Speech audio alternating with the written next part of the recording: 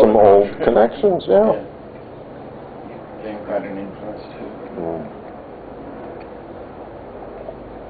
Another one of my less appropriate choices. Well, Yeah, no, I mean, You see, you use what is at hand. He blames me for all this. He introduced me to the longest P I'd ever seen. Right. Well, when you go to the harbor, where he kept his little boat, we stayed overnight, I think, on the boat. I think it was baseball. Oh, stay at his apartment one night maybe, then go to the baseball game, then go to wherever he had his boat. In some City Island. City Island? Okay. And we spent the night on the boat. It's a little fall boat. I don't remember. It was, a little cabin, I guess, half cabin, half sitting out. And, I guess there's a little sailing or whatever. The key thing was that you didn't pee into the harbor. So I got that message, okay. What did you pee into? You had to get back. Maybe it was a dock. I don't remember. You had to get out of it. You had to, well, I don't know. The whole idea was there was showers and, toilets in the harbor master's area. Okay. So there I am, up at 6, usual, right? Got to be really quiet. Okay. Walking down the little harbor and going in, and while I'm getting ready to pee, I hear something. I guess the guy had a prostate problem or something. I don't know. I don't know what it was. It was just like, went on for about 5 minutes. And I was trying to think. That was one of the reasons why I woke up early, because we'd drunk water or something the night before, and now I had a really full bladder, and I knew you don't go into the harbor or whatever, and, lateral thinking hadn't come to mind yet, I guess. You look for a bottle, or fill it up, or a plastic bag or something. So there I was trying to get all the way to this toilet, and then it was my longest pee.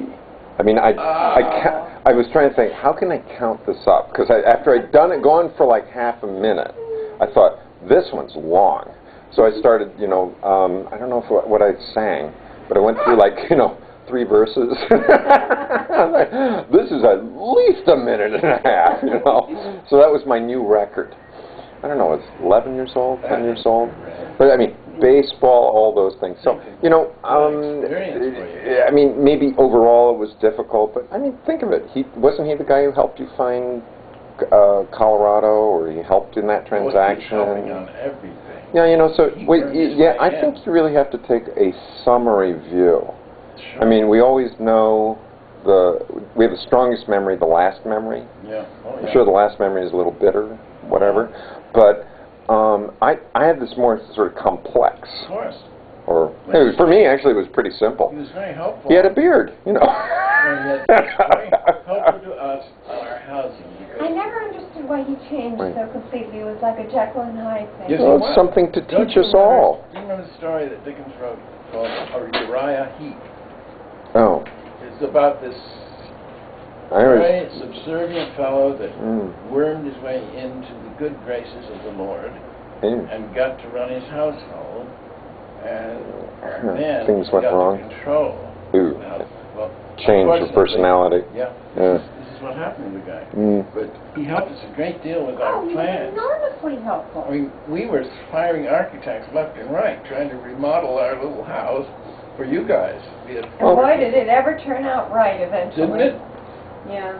Well, I thought it was useful. I don't know if they call it contrapositive or some sort of counter-statement to the way people run lives. But I mean, the idea of this Business and Resources Development Company, Bardco. Bardco, right?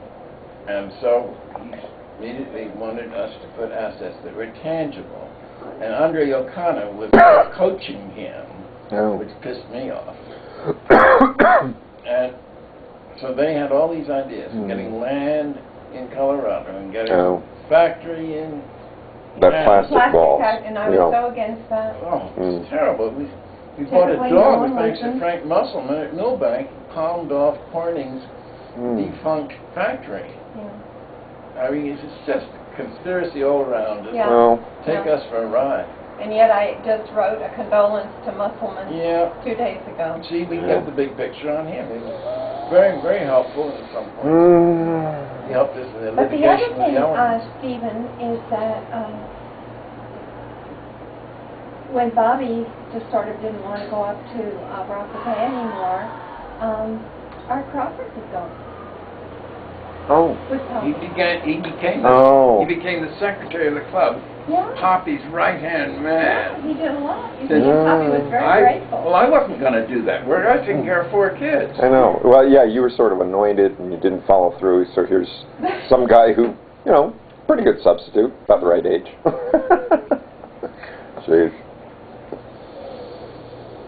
Fascinating era. You know. But, you know, when you look at it overall, it was a really positive He thing. played a very distinct role. And that's Yeah. the thing to That's the hard focus thing on. to remember, yeah. You have That's to the focus discipline. you have to focus on the good. You know. That's why I say we record only the sunny hours. Yes. You may record them, but you want to remember the dark hours so Oh, that you you have don't to. make You have to remember the lesson. create Oh, more yeah. problems. That's why he said record. There's a nice archway. I don't know what they're doing. Oh, London. Poker or something. Sri Lankan High Commission. They were joined by 2 Londoners who'd lost tens of relatives, aunts, uncles, nieces and nephews, an extended family that is so much a part of Sri Lankan life. Oh, well. It is important because the anguish consequent to this disaster